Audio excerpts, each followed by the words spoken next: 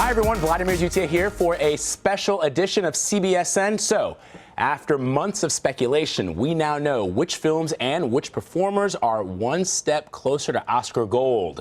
Nominations for the 89th Annual Academy Awards were revealed earlier today. City of stars. At some point, you gotta decide for yourself who you're gonna be. Can't let nobody make that decision for you. Vacation home? We're just on our way to work at NASA, sir. I had no idea they hired. There are quite a few women working in the space program. Clothes, etc. And the house and the boat are owned outright. I can't commute from Boston every day until he turns 18. I think the idea was that you would relocate. It's not easy for me to admit that I've been standing in the same place for 18 years. Well, I've been standing with you. And so we have assembled a team of experts here to help break it all down. Joining me on set is Entertainment Tonight's senior news editor, Jen Peros, CBS News contributor Jamie Wax, and joining us bright and early and bushy-tailed from Los Angeles is Matt Achity, editor-in-chief of Rotten Tomatoes. All right, guys, thanks for joining me. Thanks for having us. All right, so thanks for having me. So we got to start with the Best Picture category. We've got 9 films nominated this year, notably La La Land. Before we talk about some of the others, and we will talk about them, let's talk about La La Land. A record 14 nominations, ties All About Eve and Titanic for the most number of nominations. First impressions on the announcement, Jamie? I think there's backlash beginning against this film already. We're seeing it. But I think Hollywood loves movies about itself. This was an original take.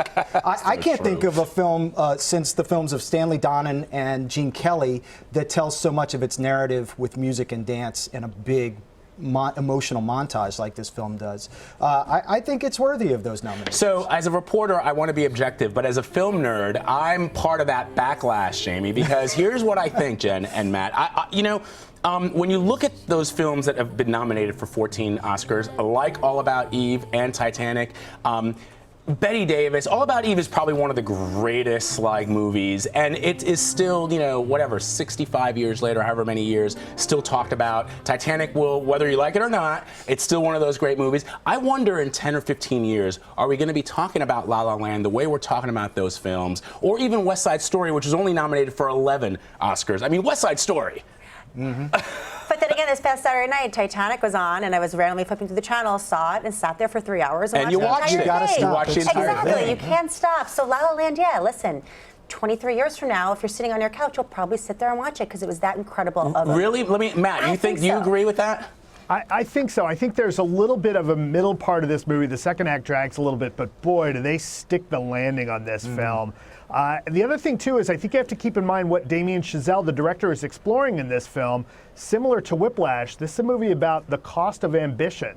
And it's a really interesting, telling film that I can't wait to see what he does next. And I think that we're going to remember this one for a long, long time. You wanted to say something, Jamie. Well, I just think, would you stop on The Artist, which was similarly lauded the same way you stop on The Artist. Titanic? Really? You look back now and you think The Artist doesn't deserve... I just wouldn't sit there and watch it now. But I mean, La La Land, I think it just appealed to so many different, more age categories and groups. I mean, I have older men and younger girls who both loved this movie. It was beautifully shot. Of course. I mean, it's just a I mean, look, it's a feat of technical mastery, and the acting is tremendous, and it's sweet. It's all the things that you want in a movie. Yeah, I just wonder. So I wonder if the backlash is starting, Jamie. If Moonlight does that favor Moonlight? I think Moonlight is about so much bigger, dramatically an issue that it's hard to look at these two. I mean, they are definitely apples and oranges, and I think the gravitas and the performances and where they're able to go in Moonlight is making a lot of people lean toward that film a little more than La La Land. Jen? Yeah, no, I agree. La La Land is the full package, and Moonlight, of course, was a moving, incredible film. But yeah, I think it's La La Land's year. Right. I do. Matt, one of the things that people are already tweeting about, social media is talking about, is the fact that for now we're not going to see that hashtag Oscars So White. You've got 6 people of color nominated in the acting categories. You've got several of those movies that are nominated for Best Picture. Does Moonlight, for example, have a shot against a juggernaut like La La Land? You know, I think it does. My thoughts on the two films, I love La La Land. I think it's a terrific film, and I think that it's probably going to win. But I think Moonlight, really, at the end of the day, is one of the best films of the year, if not the past 10 years. It's an amazing film.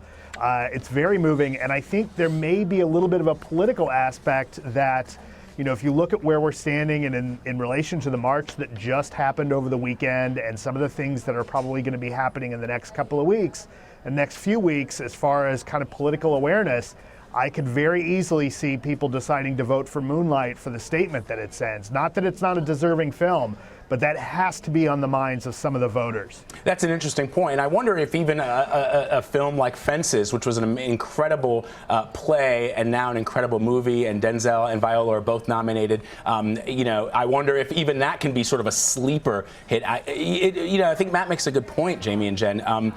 In this political environment where we saw what we did on Saturday with the Women's March, could the Academy members, which, let's face it, it's no secret that, you know, the majority of Hollywood is liberal, could they try to send a message by nominating, and not only nominating, but giving the Oscar to a film that is predominantly starring people of color?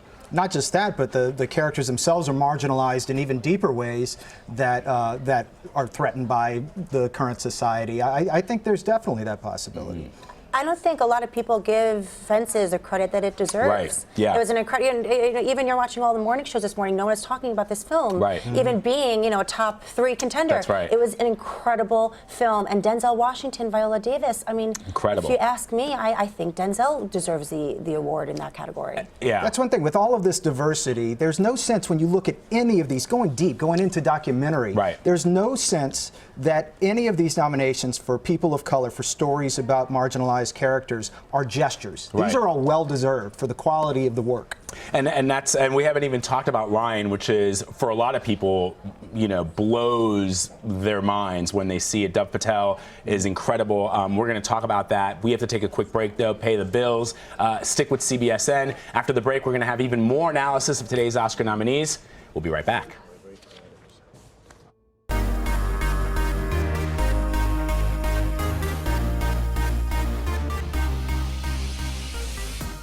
The Academy Award nominations have just been announced, and we are breaking it all down. We are back with Entertainment Tonight senior news editor Jen Peros, CBS News contributor Jamie Wax, and joining us from Los Angeles is Matt Achity. He's the editor-in-chief of Rotten Tomatoes, my go-to site for everything film. All right, we were just talking about the Best Picture categories. Let's move to some of the acting categories. Again, we've seen, as we pointed out earlier, there's 6 people of color nominated in the acting categories. We've got Best Actress in a Leading Role: Natalie Portman, Jackie; Emma Stone, La La Land; Isabelle Huppert, Elle; Meryl Streep, Lawrence Foster Jenkins; Ruth Negga, Loving; and in the Best Actor, Ryan Gosling, Casey Affleck, Denzel Washington, Andrew Garfield, Viggo Mortensen.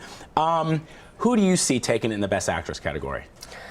Have you seen Jackie? I have. Have you seen La La Land? I have. Who do you think? Who would you choose, Emma or Natalie? I don't think you can make a choice. I mean, Natalie Portman's performance of Jackie, that was incredible. It is incredible, but is it too? You know, when somebody plays a role and they're just so good at it that it becomes not acting, but it's like you're just sort of parodying that person. You know what I mean? Like, it's not like I saw Bryan Cranston in All the Way with LBJ or All the Way.